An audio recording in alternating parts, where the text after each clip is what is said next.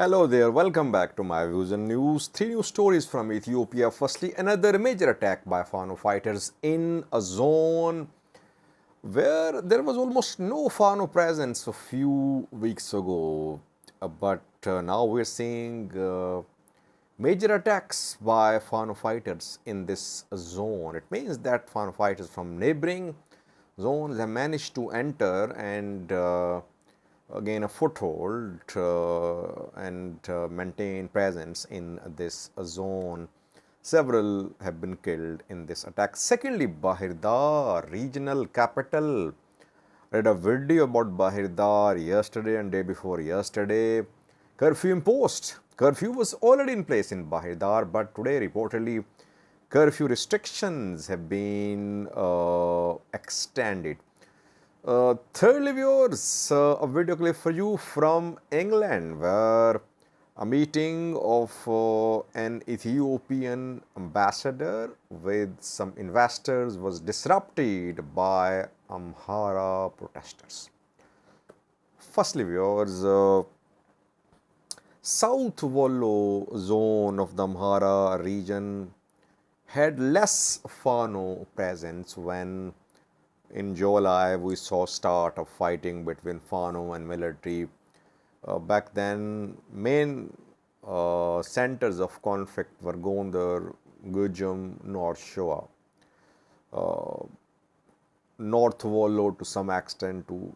Nothing happened in Amhara, and almost nothing happened in Oromia Special Zone and in South Wollo zone. But within the last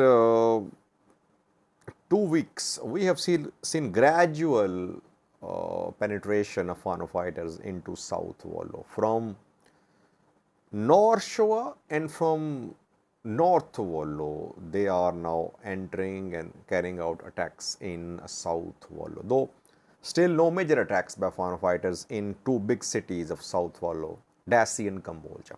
Not a single attack by Fano in these two cities so far. But in the vicinity of these cities, now we are starting to see Fano's activity. So we could see Fano's attempt to enter Dassi and Kambolja too in some form in coming days. There was a video about Hayek a few days ago. Then we reported about a major kidnapping by Fano fighters near Dassi. A meeting of Prosperity Party members was held in Dassi, and 3 district chiefs and their deputies were kidnapped by Fano fighters who were on their way to be part of the meeting in Dassi. Jama, Vareilo, and Kalala district administrators were kidnapped by Fano fighters in South Wollo, and reportedly that attack was carried out by Shoa Fano, North Shoa Fano fighters. Now, another attack again in South Wollo. Deadly attack. Target of the attack was police and militia. Wherever Fano fighters confront police and militia alone, not ENDF, police and militia suffer losses. Because police, militia, they're not equipped, they're not trained to fight a war. And it's a war-like situation in Amhara. Small scale, but it's a war-like situation. So war-like situation cannot be handled by police and militia members. Fano fighters obviously are more skilled, more equipped as well in some cases. The incident happened in South Wollo in a town, in Tenta, Wareda, Tenta town. In Tenta, a meeting was being held at a police station to discuss an operation against Fano fighters. Fano fighters somehow got intelligence and they attacked Prosperity Party members near Debre Tabor. I did a video on that yesterday. They received intelligence there 2 days before the meeting, before the scheduled travel of Prosperity Party members towards Debre Tabor. Here too, somehow they got information. It means that they have people in departments, in forces, who are providing information to Fano fighters. So they got information to the sources that an operation was being planned by police and militia at a police station. They stormed the police station. Peace and security head of the district killed. Police chief of the district killed. Militia chief of the district killed. Dozens of police and militia members taken prisoner by Fano fighters in South Wollo. Whether you call it war, you call it unrest, you call it a battle, but we are seeing now major attacks. Major because when district level leaders, zonal level leaders are being killed, it means it's a big thing. And it means that the groups are very organized. Their attacks very organized. They have very effective system of collecting intelligence and then implementing their plans. And I'll do a separate video by the analyzing TDFs and Fano's strategies. I think Fano learned from the war in Tigray. They're not repeating the mistakes of Tigray fighters. And they are prepared, I think, for a long war.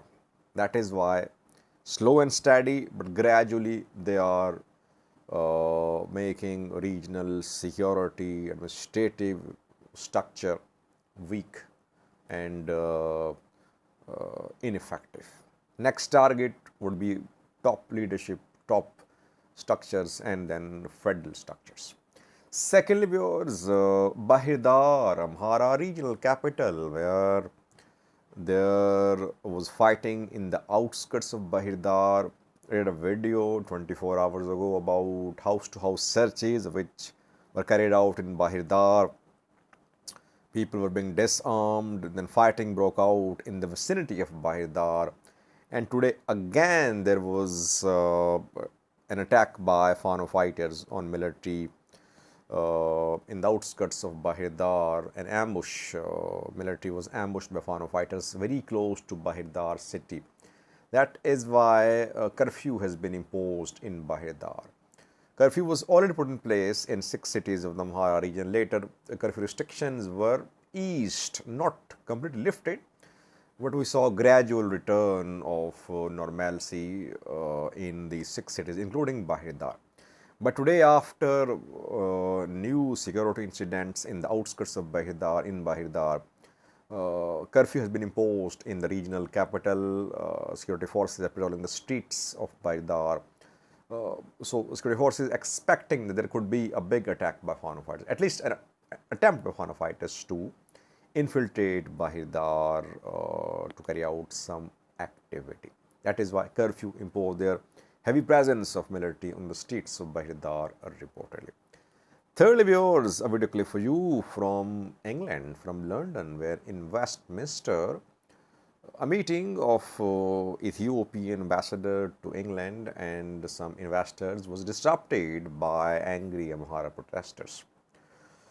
That is what we saw when there was war in Tigray, that Tigrayan diaspora members used to confront Ethiopian government officials, Ethiopian ambassadors, and they used to criticize them, they used to accuse them of killing the people.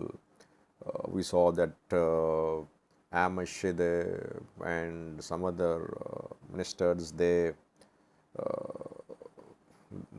had to go through this embarrassment that they were confronted by Tigrayan activists.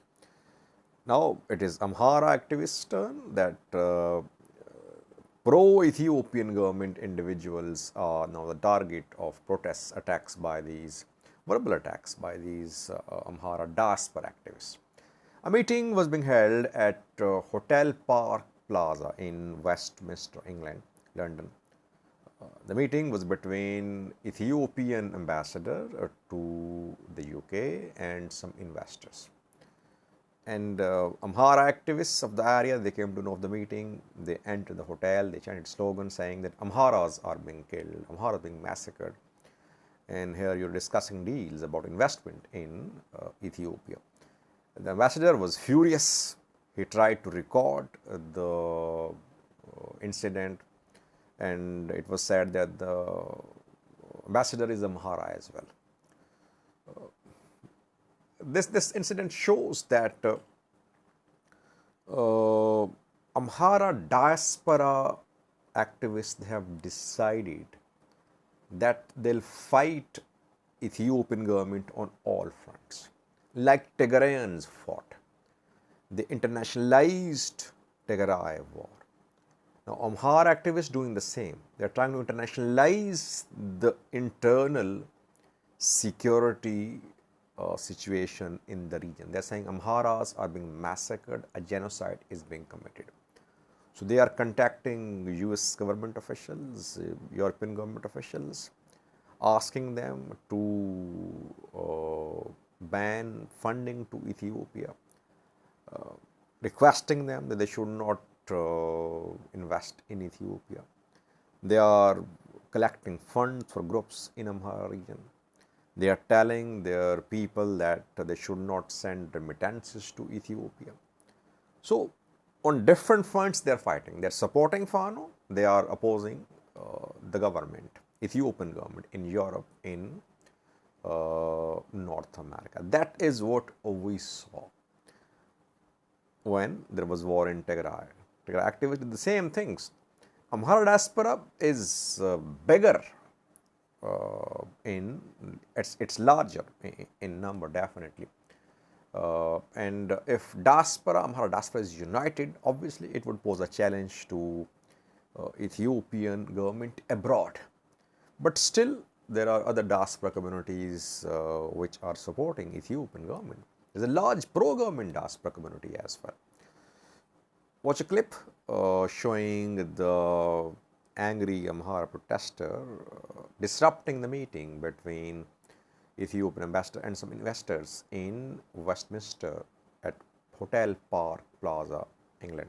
Think of watch. Ethiopia. These people are the killers. These people are the genocider. Amhara dying. Look, Amhara dying. You do business. Amhara dying. Don't touch me. You got no right to touch me. Amhara dying. Banda. Amhara dying. Look. You kill Amhara. You kill Amhara today. Look. Abiy Ahmed committed genocide. Abiy Ahmed is a killer. Don't touch me. You can't touch me, okay? You don't have the right to touch in this country. This is not Ethiopia. This is not Ethiopia, my brother. Don't touch me. Look, no, don't touch me. You got no right. Don't touch me. I want to show you. Nobody do business with these people. Do business with blood. Amhara people are dying. Look, you do business with these people, yeah? Yeah, Amhara dying. Abiy Ahmed is a killer. Abiy Ahmed is a killer. Amhara na antaon. You got no right. Ambassador Amhara ro. Tabarkatu. Anta Hodam. Amhara is dying. Look, you do business with this. You got no right to touch. Look, you got no right. No, don't. You got no right. No, you don't have the right. You got no right.